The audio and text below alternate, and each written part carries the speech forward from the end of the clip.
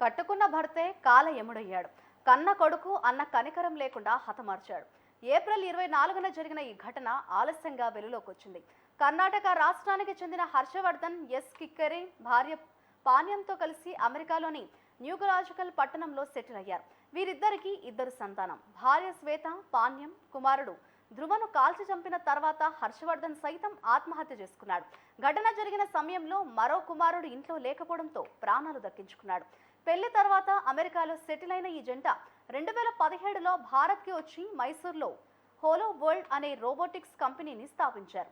Corona కారణంగా 2022లో hollow world మూసివేసి తిరిగి అమెరికాకు వెళ్లిపోయారు. కరోనా కంటే ముందే దేశ సరిహద్దుల్లో రక్షణకు రోబోలను వినియోగించే ప్రతిపాదనను ప్రధాని మోదీ ముందు ఉంచినట్లు సమాచారం.